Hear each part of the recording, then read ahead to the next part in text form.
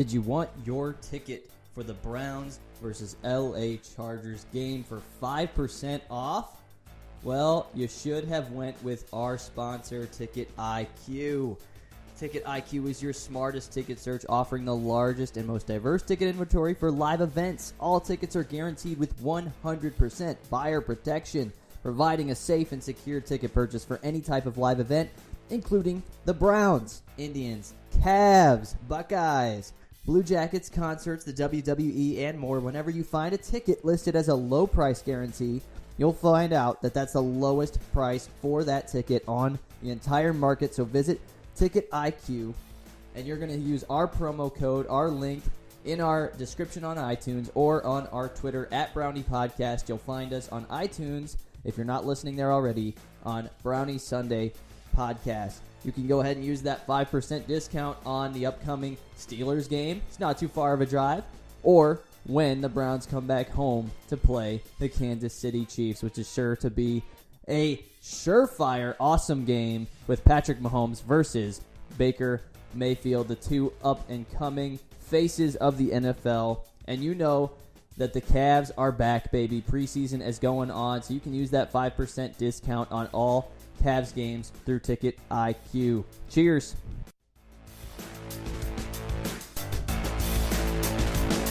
Brownie Sunday, wake up in the late afternoon. Call Rod Bloom just to see how he's doing. Yo, what's up, Rod? Hey, Chad, what's happening? You thinking what I'm thinking? Cleveland sports talk, man, it's happening. Hello, welcome into the Brownie Sunday podcast following the game against the Chargers. Here with Rod Bloom, once again, Vice President of Cleveland Sports Talk. How are you today, Rod? Well, yeah, I can't say I'm too bad, but struggling? The game. Yeah, I could be a little bit better. Know, it wasn't exactly the kind of game I was hoping for today, but we'll trudge onward, and I'm not going to let it get me too down. Absolutely, and we're bringing on a great CST contributor today to talk about this game with us, Menachem. Is it Ickovitz? Is the last name? Ickovitz. Yeah. Okay. Yeah. Okay. We totally jumped on, and I asked you how to pronounce the first name, and I forgot the last. So we're all here, though. We're all here. We're ready to rumble. Oh, man. Well, let's start out with what we're drinking, because that'll ease us into things. Rod, what are you drinking today?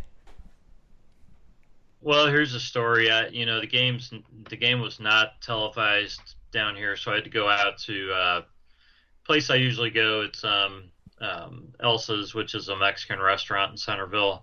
So I went out there, and I just had a Dos Equis Amber on tap. I got that back at about 1 o'clock. Just to kind of eat with my drink as I was eating my lunch. So probably everybody's had one of those, or at least a Dos Equis. So it was just kind of what I ended up with today. Not a bad beer. If you're drinking Mexican beer, I think Dos Equis is pretty darn good. My situation is, going to the game, then coming home, and then I'm driving my son down to back to college. So couldn't exactly come home and drink during the podcast, because I'm hopping on the road pretty much right after this. Yeah. Good, wise decision, Rod. I'm proud of you today. Thank you. There you go. Yeah, the most interesting man in the world brew for you today, I guess. Yeah. So, and then Menachem, what would you like to bring to the table for us today, man? So I had a Yingling this afternoon during the game. Okay. I was at a Browns backers club watching the game, and that was on the happy hour special. So I figured let's go with that, and it was that and soda the entire day for me. So not bad. Yeah, I love it. Yeah, you can't beat that. I went to Platform last night. Some friends came up to Cleveland, and Platform is pretty frequent brewery that I share on this podcast, and it's mainly because they come out with new stuff pretty much every week. And since it's coming up on the Christmas season now, they're getting ahead of themselves with a holiday beer. And they just made this, for the first time, holiday donut cookie. So I had to try it, right, Rod? I wouldn't expect anything different. It sounded absolutely delicious. It came in a fancy glass. and it made you want Christmas cookies. It was delicious. A little too sweet for me, but definitely enjoyed it. If you see a platform be around, if you see this one, you got to try it. Definitely suggest it. So enjoyed that one last night before getting into this game that was kind of abysmal, man. So we'll try our best here to move on and give a game ball out to who we believe was, the best player of the game on the Brown side of the ball. And we'll start with you, Rod, move to Menachem. Well, this was a rough one. I see, I'm saving a good one for you, Chad, probably the guy who, probably had the best game for the Browns, is a guy you're going to talk about. So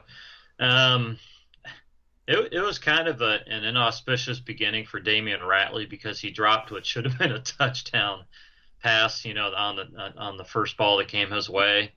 But, I mean, he ended up with 6 catches for 82 yards. Definitely a good start for him in his first action of the season.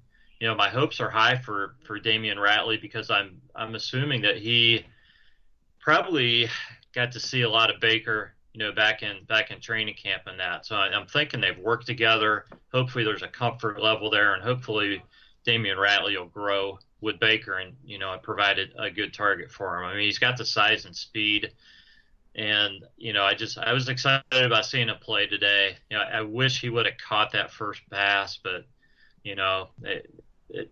that's I don't know what to say. I mean, he should have had it, but it's his first action as an NFL receiver, touchdown ball right there, and he just didn't bring it in. So I'm still giving him a game ball on a day when, game balls are kind of hard to give out. So he's the guy I'm going with. Yeah, he had about less than a half a yard to a touchdown reception, too, in his first game. And he got banged up there. I know the medical team came out. Not sure what the injury was, but, yeah, that's a good game ball, especially for a project guy. We knew that he had all the measurables.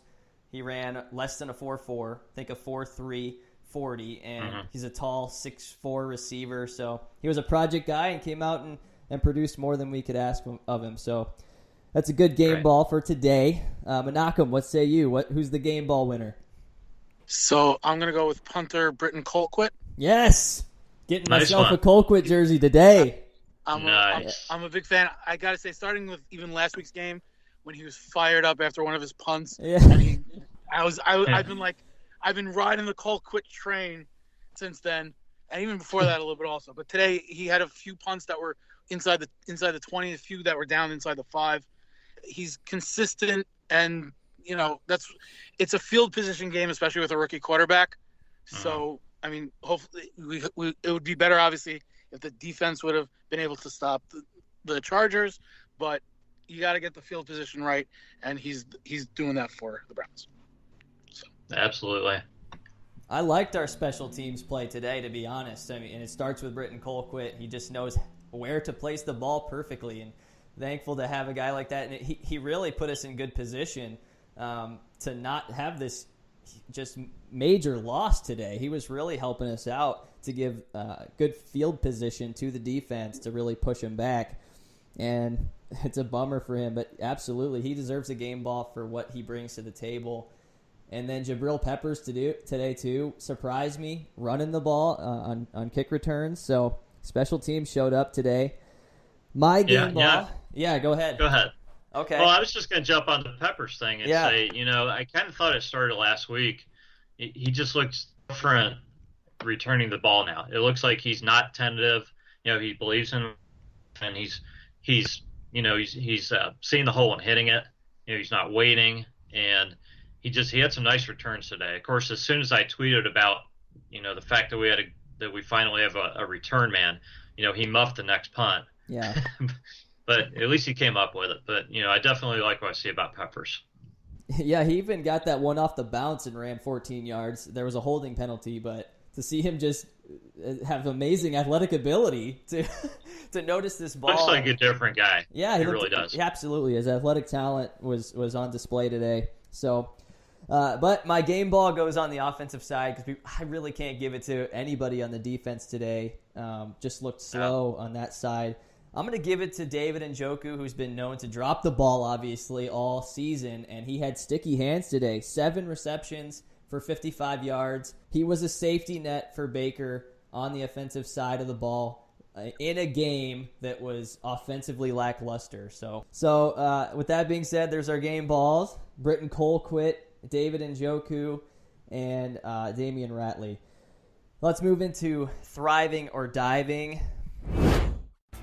Thriving or Diving is brought to you by Thrive Fantasy. If you haven't jumped in and used Thrive Fantasy yet, you need to. It is the brand new way to play all your daily fantasy sports. Unfortunately, the Indians are out of the playoffs. You can't play Indians players in their fantasy platform any longer, but you can still play tons of MLB cash games in the lobby. Obviously, the NFL is still on. Tons of great contests in the lobby. You can play your Browns players. And then they have the most exciting, their opening night NBA kickoff contest. It's going to be $20 for the buy-in. There's a $3,000 prize pool, and it is $850 to the winner. Say you want Kyrie Irving at 31.5 total points and assists, and you want the over. You'll get the fantasy points for that prop pick. You can get fantasy points even for picking the under. You just got to be right to earn points for your team. It's an amazing, creative way to do daily fantasy sports. It's not just putting people on your team that are your favorite players. It's picking props. So much fun. Get over there. Play Thrive Fantasy with us at bit.ly/Cleveland Sports Talk. You're going to get a match on your $10 first ever deposit once you join through our link. Cheers. You know, I kind of struggle with this for obvious reasons, but you know, I started to write to make a note about Duke Johnson and only 6 touches being a dive. But I kind of would have to go back. I think that might be the most touches he's had in a game, and maybe we can't expect a lot more than that. But he had 6 touches, I think 109 yards or something like that. Yeah. 109 yards on touches. So it's kind of a thrive. I mean, it's great to see Duke out there, but, you know, I think he needs a little bit more than 6 touches, too. Take that whichever side you want, thrive or dive. Definitely thought he played very well, so I'll stick it with a thrive on that. The rush defense, you know, we could not stop San Diego at all. Oh no! It was hard to watch. You're thinking really San Diego. Melvin. Oh my gosh, I did it. You know, I made it through the whole pregame show without saying San Diego, and then I say San Diego. So, anyways, the Chargers. So funny. we couldn't stop Melvin Gordon. You know, and other guys ran well too, but 18 rushes, 132 yards, and 3 TDs for Melvin Gordon, who looked a little bit like the great Jim Brown out there against the Browns today. It was kind of embarrassing. Yeah, Duke Johnson was our only playmaker, really, that looked like a Melvin Gordon, or even what Keenan Allen brought to the game today. They had 3 guys that were just electric, and we could only get Duke Johnson. We had one version of those 3 guys on our side, on our team. So, yeah, you can't expect anything else than that kind of score at the end. Menachem, what's your thrive or dive? So my thrive, you mentioned David Njoku before. He was, you know, as you said, 7 receptions, 55 yards, and a touchdown. I have him on my fantasy teams. I have him today. Nice. Finally, I put him in, and he did something. He did something productive. So that was really good. And he's been playing better, just in general. He's, as if you watch the game, a few weeks ago he was doing nothing, and now he's producing somewhat. It's not maybe what we would hope for totally, but at least it's something. And the dive for me this week would be the tackling abilities of our defensive unit, because it was not there. Looks like they're often trying to strip the ball instead of tackle the runner, and it's allowing the runner to get extra yards. So that's a lot of extra yards. Yeah. Yeah, our defensive scheming was just completely off today, and we looked like we were in slow-mo. We were always on the reactive side rather than being proactive, and just something went awry on the defensive side. I know that Joe Schobert went out with the hamstring injury, which is a huge loss to our defense, but all around, we looked slow. There was an energy that was depleted in the first quarter, I feel like, on the defensive side, and I don't know where that came from. It happened fast, yeah. It really did. And maybe it was just the Chargers looked a lot more efficient and electric on offense, and it really quieted our stands quickly. And you need that at home. So, anyway, here my thrive. It has to be because I live near Lakewood here. I live in Camps Corners, right by Lakewood, and in Lakewood is where GV Artwork, which I'm sure you guys have seen on Twitter. That's where their store is located. Yeah, so the guy posts up over there in Lakewood, and man, his latest releases are just beautiful pieces of new clothing. So I'm really loving to see what he's bringing to the table with our new players, and he's kind of catching on to this movement that's going on in Cleveland as Dorsey and the Browns are moving ahead, moving forward, and there's this momentum about the Cleveland Browns, and even the Cavs coming up. And he's really releasing some really cool clothing you've got to check out. So that's my thrive in a day where it's rough to say what's thriving. And my dive is first down markers affecting the lower body of my QB. I don't like that. Oh, my gosh. That was awful. I don't like it. I don't like flags tripping up my QB and breaking his ankle. Yeah. So let's break down the game a little more. We've talked a little bit, but there's tons to talk about still. We came into this game the best in the business with a +8 turnover differential, and obviously that's changed with 2 turnovers today. Baker sacked 4 times before halftime. Give me some of your guys' highlights. What did you think about this game in general? What really brought us to this loss, in your opinion? Well, San Diego controlled line of scrimmage, especially on the offensive side, and they were blowing open huge holes. So whether it was just great play or great scheming, I mean there were holes that I probably could have gained 10 yards through.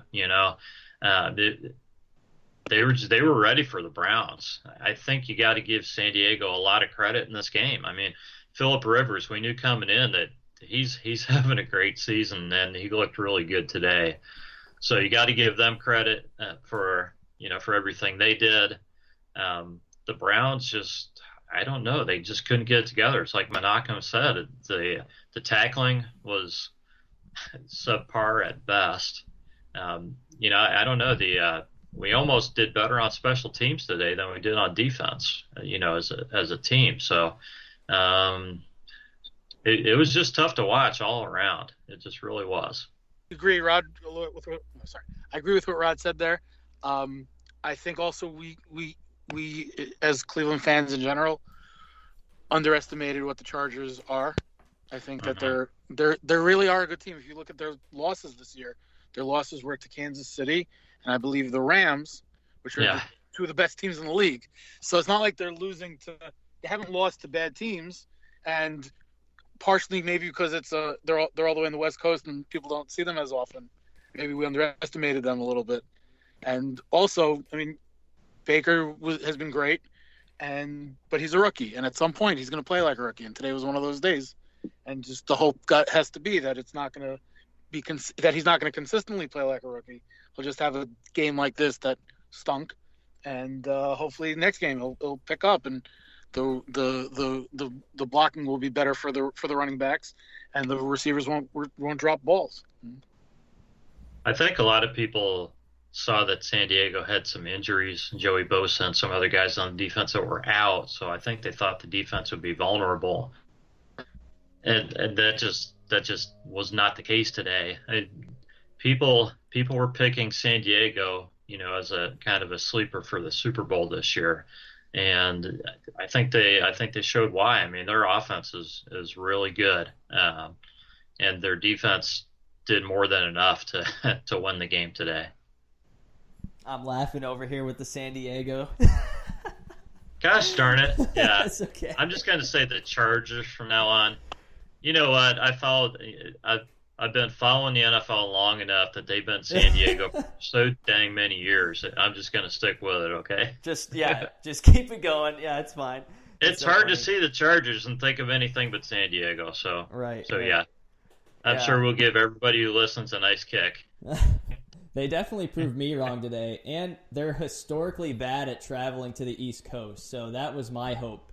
And I've been saying the past 2 weeks, Rod, that we were going to win 3 games in a row, and it was the Ravens first, and the Chargers. I felt the Chargers coming to our home turf, that it was going to be not an easy win, but that we could pull it off, especially with the momentum that Baker's been bringing. And it was really sad to see Baker turn on the rookie card today. And I mean, tell me if I'm wrong, but I feel like some of those sacks in the first half were Baker's fault. He wasn't getting rid of the ball like we're used to seeing, those snap decisions.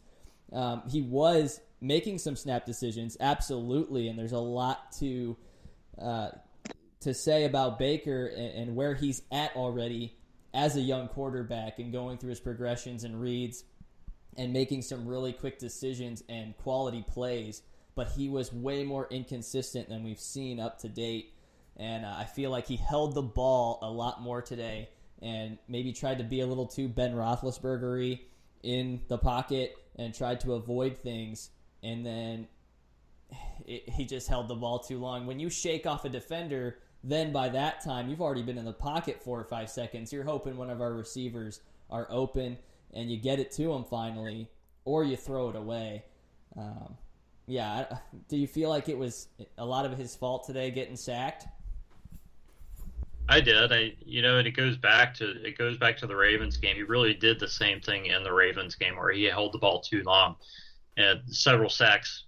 2 or 3 sacks probably in each game on Baker. So you don't know if.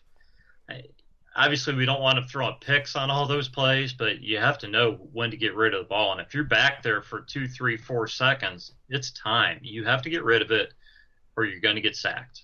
So he's good at making quick decisions. I'm not sure exactly what's going on. I don't know if they're coaching him to not throw in those situations or what the case is. But he definitely needs to avoid those sacks because those things kill.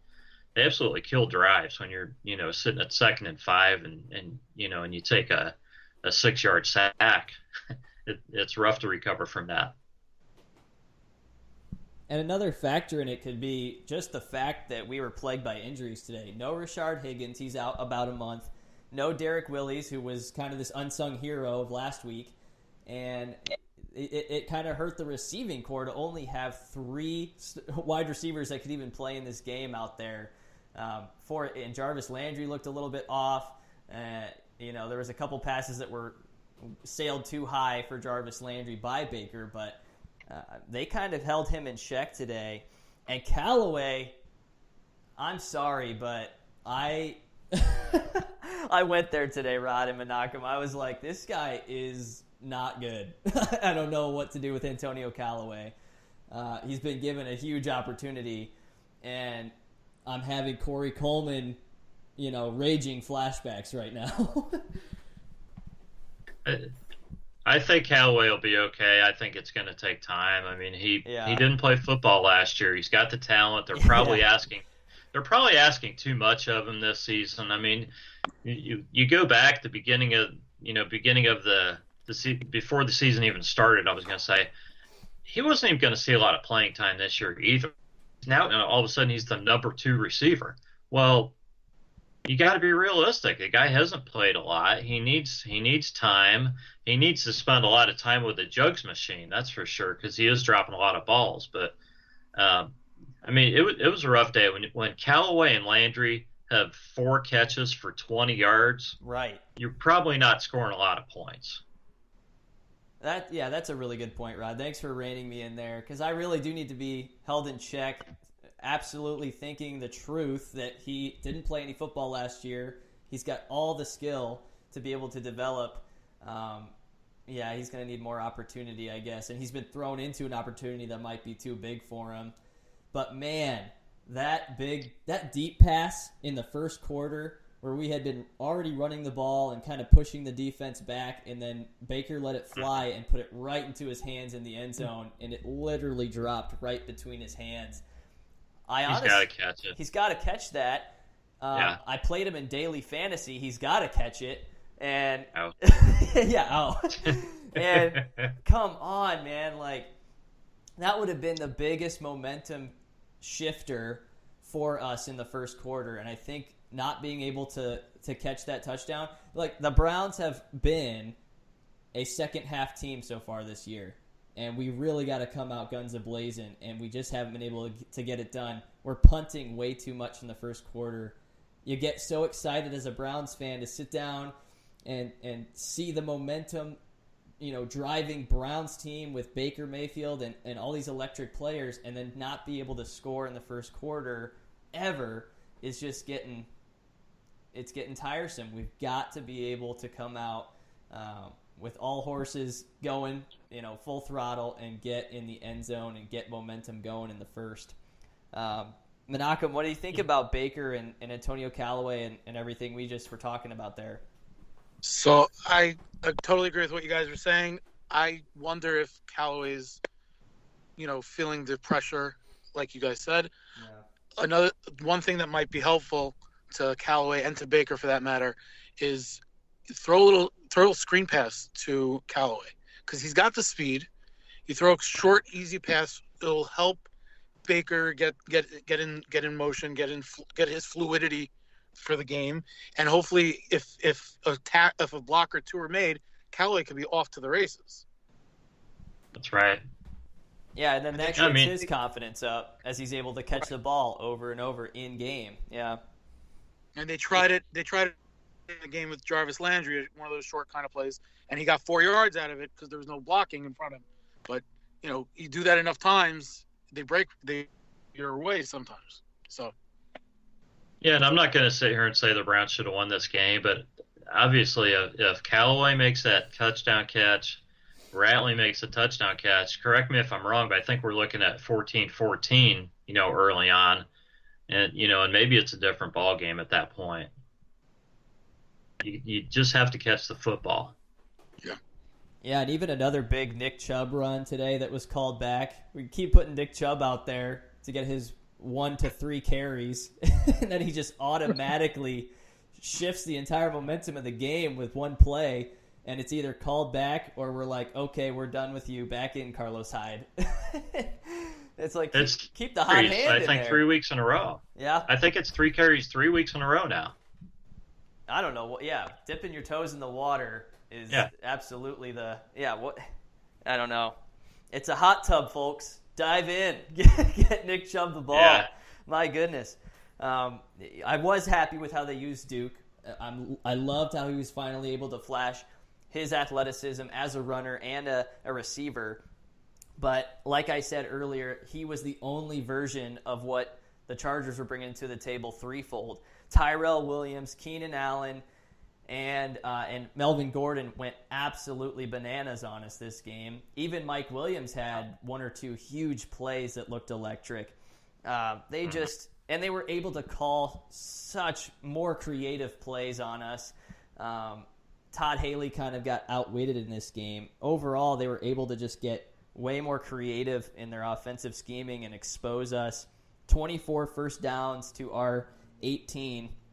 And then the Chargers had 246 total rush yards to Cleveland's 103 only. Carlos Hyde looked strong again, but we were not getting anything going in the run game. And that's what happens when you limit Duke Johnson and Nick Chubb and don't use the hot hand. I mean, Tyrell Williams went 3 catches for 118 yards and 2 touchdowns on us. Keenan Allen went for over 100 yards, but that was 62 receiving yards and 41 rushing yards. Keenan Allen was running it up on us today. So they just were able to play around with us, honestly. They did. They dictated to our defense the whole game. What do you guys expect on Joe Schobert? Because a lot of NFL players who have had these hamstring issues this year have been staying out a long time, multiple weeks. I don't know. Honestly, I hadn't heard about it, until you brought it up. But yeah, I mean, a hamstring's a big deal, for players. So hopefully he can bounce back. I mean, and hopefully he doesn't try to play before it's, totally healed, because we know what's going to happen then. He'll just keep re-injuring it. So hopefully he'll be out of, I don't know, a couple weeks and be back, but we'll just have to see how it goes. Yeah, coming into this game, I believe Kirksey and Schobert played every defensive snap for the Browns. So Schobert got hurt, he got out. The large amount of reps that they're taking might be coming back to haunt them also. Uh-huh. Yeah, that could be true, because we talked about it last week. Schobert is being asked a ton of, pretty much being asked to play 3 positions on the defense, especially early on in the year when they were struggling. And he's just asked to do too much, and then it may have finally taken a toll on him. But yeah, it wasn't even anything physical, Rod. He just turned up field on a Phillip Rivers pass play, and you could just see him all of a sudden tweak his hamstring as he turned, and he started walking gingerly. And then they said he was out for the rest of the game with a hamstring injury, and that people in the NFL, very quality players, are out for quite a few weeks with these hamstring issues. So scary to say, because he's honestly my favorite player on defense. If you've heard me talk at all, I love Joe Schobert, and about cried this afternoon, to be honest. Yeah. He does a lot out there. Obviously, he does. He's a big part of the defense. He does. That's a huge loss, and I obviously already lost my bold prediction of 3 wins in a row, and we're just still plagued by injuries going into this game 7 or week 7 game next week, and I don't know what to think of it going on an away game to Tampa Bay. But obviously, a big news piece we haven't hit yet is the Browns just signed Rashad Perryman, former first-round draft pick, 26th overall pick of the first round, to the Ravens. Obviously, he's been plagued by injuries and drops, and interesting pickup for the Browns with all the issues that we already currently face. What did you guys think of that signing at receiver? Well, he's definitely not a plug-and-play guy. I think they're going to, try to develop him and see what they have in him. I wasn't surprised that he didn't play today. So the drops are a problem. I think they took him because of the body type, and he was obviously a first-round pick for a reason, 3-4 years ago. So he's a development guy. He's, a guy that they're hoping they'll, strike it rich with, and they could. But I don't see him as a guy who's going to just jump on the field and go out and catch 10 balls for him. It's just not going to happen. I would think they'd be better off with the guys that they have out there now, and and Ratley and some of the other guys who have been around and have been developed some. I don't know. You'd almost have to feel with all the injuries that they could be looking at other wide receivers too. Yeah, just to add to that, after they signed them, a lot of people were posting I saw on Twitter and on Facebook from the draft that Perriman was in, player comps, and one of them was a player comp was to Josh Gordon, and the other one was to Kenny Britt, which are both former Cleveland Browns wide receivers, and very, very different in my opinion. Although I guess Kenny Britt, before he came to Cleveland, was actually a serviceable wide receiver. So, but it's probably more because of body type and stuff like that, as Rod had mentioned. So, just wanted to add that in there. Yeah, I saw that player comp too from NFL.com, and it started to jog my memory that this pickup is the perfect hybrid of bringing somebody that is Josh Gordon and Corey Coleman in the same person onto the Browns. And I hope I'm wrong. Like Rod just said, you hope that he just has been plagued by injuries and such, but he's recovered and he can actually, for the Browns be striking gold. But you see these receivers like a Kevin White, a Brashad Perryman, a Corey Coleman, who hit these huge injuries early on, and it kind of just slices their confidence or something to where they're never able to be that first-round pick that they were supposed to be in the NFL. Yeah. So I do have my worries there. I know that they were looking at Rashard Matthews, and everybody thought that was kind of the easy choice. We're going to get Rashard Matthews here. But, I mean, look, if you're going to get somebody, go get a tall receiver who's a Josh Gordon or Kenny Britt body type, and just see what you can do. Because Rashard Matthews is just another one of our receivers. He's 6 foot. He's a little bit broader. I mean, he's just another, like, poor man's Jarvis Landry. He's a shorter guy. He's a Rashard Higgins. You don't want to have that for your 6 foot quarterback. You want a 6'4" stud athlete. But unfortunately, he's more Devontae Parker than Terrell Owens, you know? So Yeah. we'll see what we can do there. But I thought that was an interesting pickup. Let's finish here on our last segment on IQ Test. Rod, what's your bold prediction upcoming? Oh, geez. I have to say that I think I was almost right on last week's prediction. Because I've talked about Duke again, and he didn't get a ton of touches, but he did do pretty well with his 6 touches. So I'm going to say I'm 1 for 1 in the last week after missing like 4 in a row.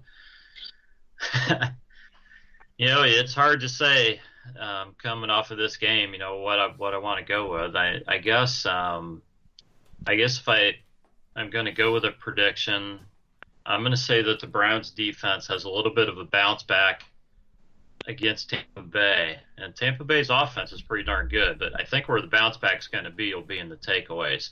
I think they're going to come back and get a couple picks, maybe a couple, a fumble recovery or two, and really help the offense out that way, because that's what they're going to need. I mean, this is another team that can put up points on you, and they need to help the offense out.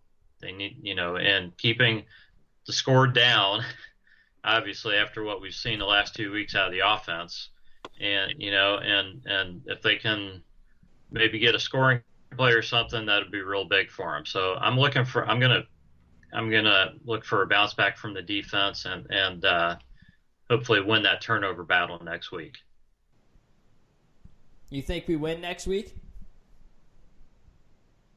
I sure hope so, because we go into Pittsburgh and then host Kansas City afterwards. So yeah, if we don't win next week, people are going to start getting really down on the Browns, with some of these games coming up. So yeah, I think they're going to bounce back. I think they'll win next week. All right, so what we do, Menachem, is we're going to grade his bold prediction on a scale of genius to lunacy. You can even fall somewhere in between if you're not entirely sure, but what do you think? You think that they win next week and that's a genius prediction, or crazy after seeing what you saw today? I like it. I like the positivity by Rod. I'm going genius. I'm drinking the Kool-Aid, as they say. Yeah. I'm for it. I'm on the Rod train. Thank you, sir. The orange and brown Kool-Aid is always delicious. It is. Some good stuff. That's right. Oh, man. I really hope so, too. I'm going to say genius because I need that. I already said that they would win these next 3 games 2 weeks ago, so I've got to at least go 2 for 3. The Tampa Bay Buccaneers defense, especially their secondary, hasn't been anything to, cry home about. Hasn't been crazy, but we hope that the Browns can really attack them through the air. And other thing is that Jameis Winston loves the tight ends, so we really need our safeties to step up. Even Jabril Peppers, if we're going to stop the Jameis Winston to Cameron Brate alliance. So I think that they'll be able to do it myself, and I'll say it is genius, and we will shuffle on over to Menachem's bold prediction. All right, so the last couple weeks, the special teams has been playing better, and so I'm going out and I'm going to say that next week against Tampa Bay, the special teams will score 2 touchdowns. May not be maybe a punt return or a kick return, maybe 2 of punt returns, not sure, maybe a blocked field goal. They return it for a touchdown, but they're going to score 2 touchdowns. That the Browns score 2? The Browns special teams score 2 touchdowns. Special teams score 2. Okay, cool. Rod, genius or lunacy? I'm kind of speechless right now. Wow. I mean, I love the prediction. I hope it comes true, but with what we've seen out of the special teams, I know they're trending upward, but I still don't have that much faith. So as much as I'd love to see it, I have to say lunacy. I'm sorry, Menachem. No problem. I totally get it. Yeah, you definitely took bold to its furthest extent that I think we could possibly think of. I would say, yeah. So great bold prediction, but I also am going to stay safe with Rod over here and say that that's lunacy. Oh, man. But yes, we'll be on the lookout for that. That'd be fantastic. I'm sure that you'd have a great betting line somewhere for that you'd make tons of money if it's true. I'm sure. Oh, absolutely. All right, lastly, let me share mine with you guys. We don't freak out as a Browns organization. We don't use all this money that we have to spend and go sign Odell Beckham Jr., as pretty much it seems every Clevelander believes we will. It's genius. I just don't see it happening. I don't know. I know Odell Beckham Jr. is a great player. He has there's also the intangible locker room qualities that may not fit as well as everybody thinks. I don't see tying that much money up in the wide receiver position with Odell Beckham when you've already got a big deal with Jarvis Landry. And I just don't know how he fits with the team. It goes back again to the fact that this is not the Browns Super Bowl season, okay? What are we rescuing this team from right now? We're trying to develop these young players, and that's what's happening. We're having guys step up. We're having guys make mistakes. That's how this year is going to be. That's how the season is going to play out. There's going to be a lot of head scratching and a lot of why'd that guy do this? And oh my gosh, that guy looks so good. This team looks great. It's going to be up and down all season long. Why do we want to bring Odell Beckham Jr. in now? If you're going to make a big move for a free agent, it should be when your team is on the cusp of doing something great. Especially during the season. I just don't see it happening. So I know I got way off on a tangent there, but I'm going genius. You're the voice of truth, man. I mean, we Clevelanders don't think rationally, especially up on this Kool-Aid up here. So thank you for being the voice of truth. Menachem, do you agree or no? Yeah, I agree. I think it's genius. I hope Odell Beckham doesn't get traded to the Browns. Quite frankly, I live in New York. I hope he stays in New York all season. It will mess with all my friends who are Giants fans. It's the best thing that's been happening. I'm enjoying their meltdown every day. So I hope Odell Beckham stays on the Giants for a very long time, just to mess with my friends, if nothing else. There you go. At least you've got Saquon Barkley. Yeah. Oh man.